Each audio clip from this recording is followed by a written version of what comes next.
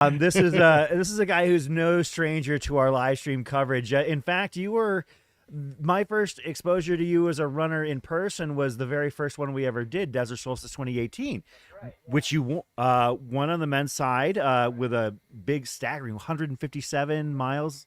I remember it very well, like it was yesterday. She did have a world record that day, but Jake Jackson, welcome. Thanks for joining us yet again on one of these live streams. You're basically they should put you on the payroll at this point for as often as you come on with us. I need to buy a second house out here is what I need to do. You do. We would love to have you move to Arizona. Obviously, you live in Loma Linda, right? California. Southern California. So, but you all the Californians are moving out here, dude. Yeah, he makes his second home here in the valley at Aravaipa finish lines. So, Jake, you're doing the 100-mile challenge this weekend as part of a training cycle, basically. Which is nuts. That's nuts. It's all for this stupid race called Cocodona that I'm doing in May. Yeah, so Jake is preparing. You're probably going to run on Monday. I probably will. Yeah. And Jake also let us know inadvertently that he's got next week off, and of course we're going to be in Vegas covering Jackpot, and that is not going to happen. I'll tell you that right now. Missy's already put the kibosh on that. I am. I'm putting it in. All right. Yeah. So, after today, and then tomorrow, of course. So there's no way. This whole situation with you doing the 100-mile challenge, you were expecting to take off from Mayer at 7 a.m. Right. You're a very talented runner, thinking, probably in the 11, 12-hour range for your first 100K, then be able to go and get a full, solid night's sleep, but then chaos. Right. Obviously, your start time was pushed back 2.5 hours to 9:30 a.m. You now have to compose yourself in... I don't think they're pushing the 60K start, are they? No. I hope not. Yeah, I mean, at what point did you realize? I mean, I'm sure it had to be maybe a good 30 seconds after hearing the announcement that this was going to make your weekend substantially more difficult. Well, the thing that I thought about first is I was planning about 10:30. I'd be done before the sun went down, and I thought, thank God I put that headlamp and brought it with me because, 2.5 hours I just finished in the dark. Yeah. If I had not had that. So do you just put it in your pack from the start? I brought it out here from home just thinking, well, what if something goes wrong? And so I put in the drop bag and brought it on the bus and had it. So, yeah. Quick shout out to our most recent finishers, Sebastian Scheider, 11:24:50, Shannon Howell, 11:27:03. We're here in the studio with Jake Jackson, the most recent finisher of the first leg of the 100-mile challenge, right? With yet 60K to go, starting at 7 a.m. You're obviously a very talented runner. We went over your accolades, talking about your experiences with the national team and your wins at other Aravaipa events, having a 100K, Coldwater Rumble. What? You have to feel a little bit bad for those runners that were going to be flirting with 17, 18-hour finishes and now going to have a turnaround tomorrow morning. Yeah, it's the two guys that I'm rooming with up at Bumblebee Ranch. They're still out there. And I think one of them was shooting for 14 and the other one for 12. And I'm sure because of the mud, their days got pushed back. And one of the guys, Bryant, he's doing the 100-mile challenge too. So it could be like a midnight finish, and yeah. So I'm curious to see what happened with their races and see if he's still going to get up and run tomorrow. So with your expected time, the everything else, what are the positives that came away from your experience today? Was there anything that you were very pleased with over the course of your time on the course? Yeah, I mean, the number one thing is this is my only DNF. I DNF 2021. Oh. I came out here with lingering COVID effects and just had to pull the plug about halfway. So just getting the finish alone today was just, that was my number one priority. So yeah, it's nice to get that buckle finally. No, that's great. And congratulations on getting that done. That's one of the things that I've loved about this race is, runners such as you and Craig Hunt, who are extremely talented, who actually both of you in 2021 did not have the day that you hoped or expected, and coming back and getting that buckle and getting that finish here in 2024. So congratulations to you on that. With regards to your training for Cocodona later this year, do you feel that with the sideways conditions, because 2021 was a much warmer year, Right. Do you think that maybe you're not getting the benefit of the weather maybe that you were hoping for? Because Cocodona is going to be crazy hot. Yeah, it seems like, I mean, it'll be my first 200+ mile race. So it seems like anything you do now until then is good for Cocodona. That's like weather, terrain, getting up in the mountains more. I mostly run on the track. That's kind of like my deal, the 24-hour stuff.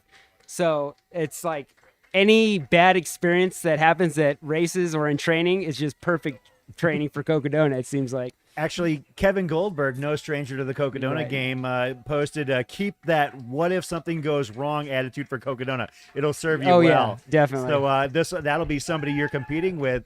And to delve into the Cocodona field a little bit more, that field is getting pretty stout. Yeah, it's getting wild. I mean, you're a very talented, capable runner in your own right. Obviously, stepping up to the 250-mile distance is, going to be a big deal. But, you're going to be towing the line with Jeff Browning, Michael Versteeg, Stringbean, I believe, is on the Arlen Glick. And when you see Arlen in there, it's like, okay, it's getting crazy now. It is getting crazy. Yeah. I mean, what are you looking forward to about that race, and what aren't you looking forward to?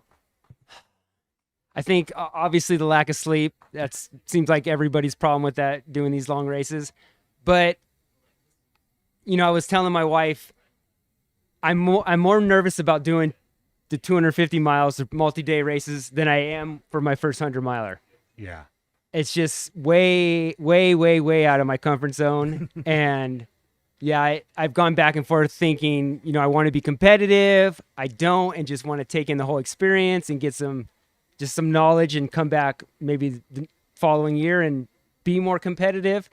So, really, with these races being so long, you just got to take whatever you're given in that moment and just deal with it.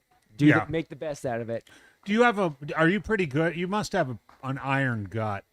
Yeah, my stomach is actually pretty good. Right. And I mean, because somebody who does a lot of different terrain, a lot of different amount of time, it seems like, do you have a set thing you do, or does a lot of it depend on, in a track race where you're pegged at a heart rate and it's going to be the same the whole way, versus something like Cocodona that's going to be up and down and so forth?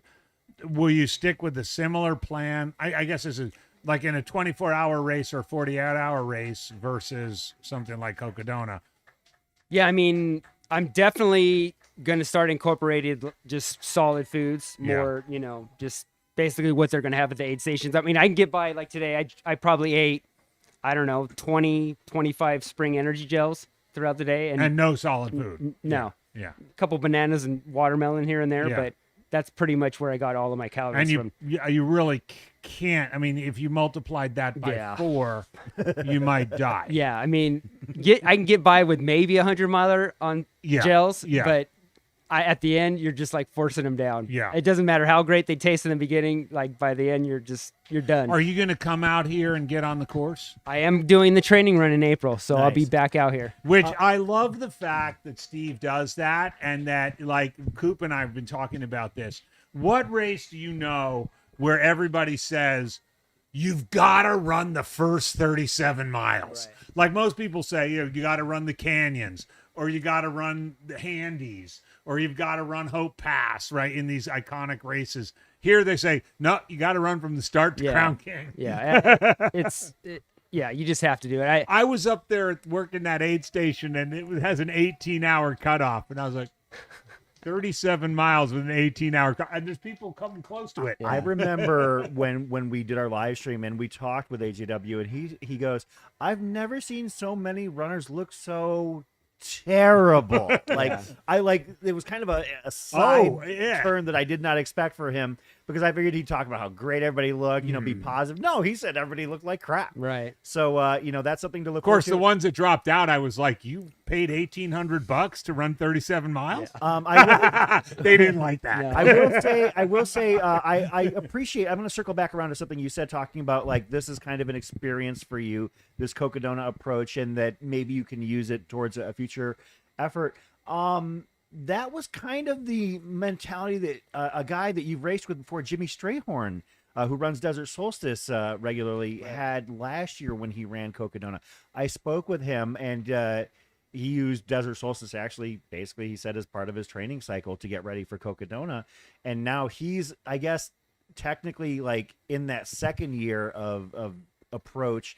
So I thought that was really interesting that both of you come from a flatter, faster track type background, wanting to come out and experience Cocodona, to potentially, like, you look at it as a long game. You're not looking at it as like, I'm going to get it done and be done with it. It seems like you've really, and he as well, maybe that's something in common with you, long distance, 24-hour type runners that you have as a commonality, is that your approach to training is much longer of a game than maybe the rest of us. Yeah.